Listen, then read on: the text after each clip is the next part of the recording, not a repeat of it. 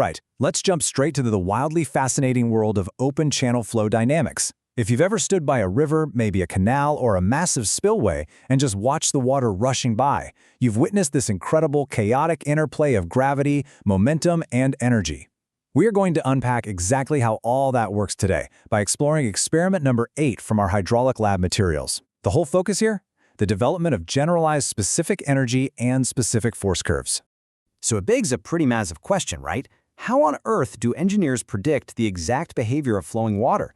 I mean, when you're designing flood mitigation systems or giant irrigation networks, you absolutely cannot just rely on trial and error. Real lives, real infrastructure are at stake, so you need absolute certainty. Well, we're going to answer that today by translating some pretty dense hydraulic math into a physical reality.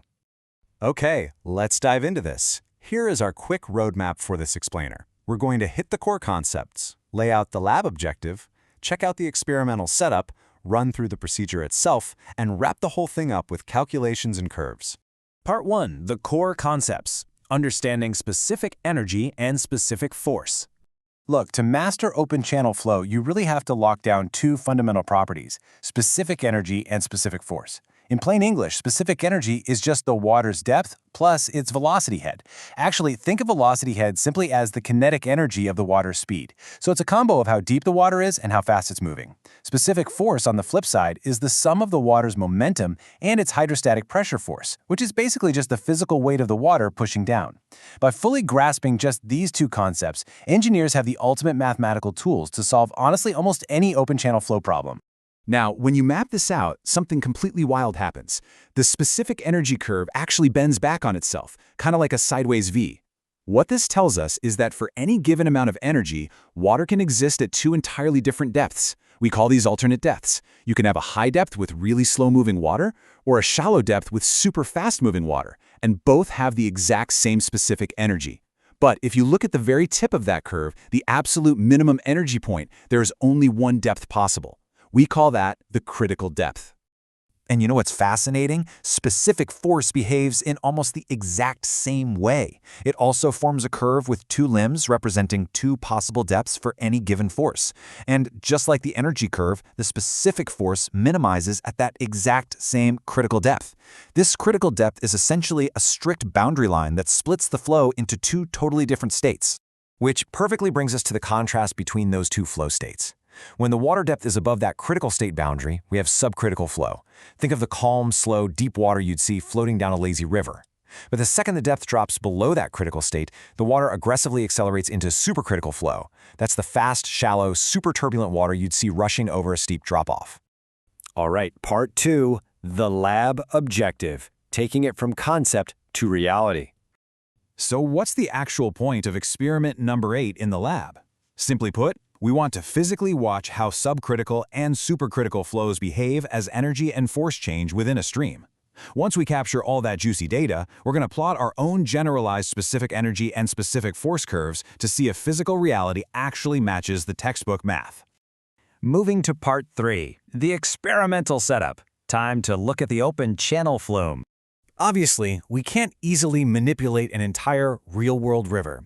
So we use a scaled-down simulator, a laboratory flume.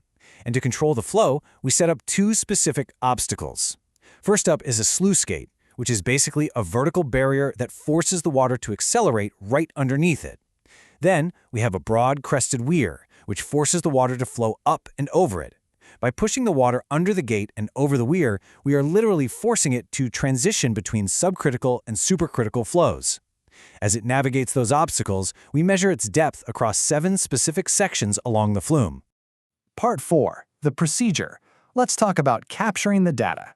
The action phase is pretty brisk. Step 1, we meticulously measure the water depth at 3 different points across all 7 of those marked sections, and we average them out to make sure our data is rock solid.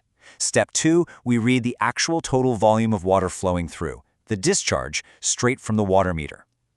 Next, we use that discharge to compute our critical depth, and then figure out the dimensionless energy and force ratios for each of those 7 sections.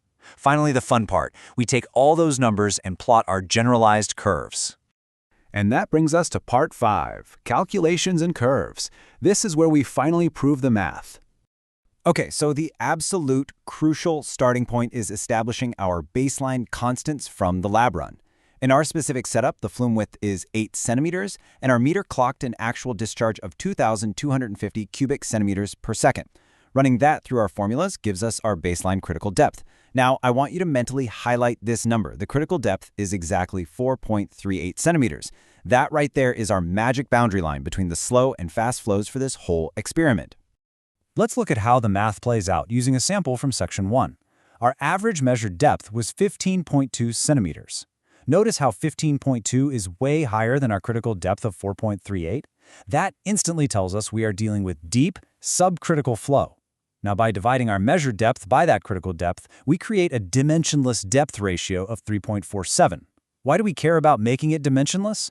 Because creating these ratios allows us to universally compare flows, whether we're talking about our tiny lab flume or a massive city-sized concrete canal. Through the formulas, this gives us an energy ratio of 3.51 and a dimensionless specific force of 0.00642.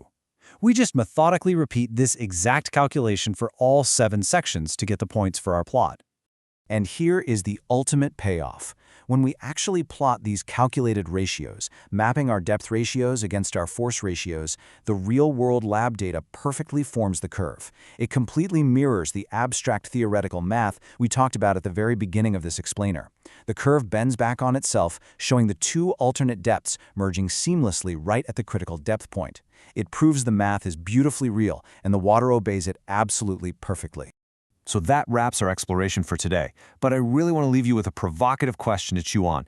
Based on everything we've just seen about how perfectly these properties align at the critical depth, can you use the dimensionless specific energy curve to find the specific force and vice versa? Think really deeply about the relationship between energy, force, and depth that we just proved in the lab. Thanks for hanging out with me to unlock the secrets of open channel flow, and hey, keep exploring.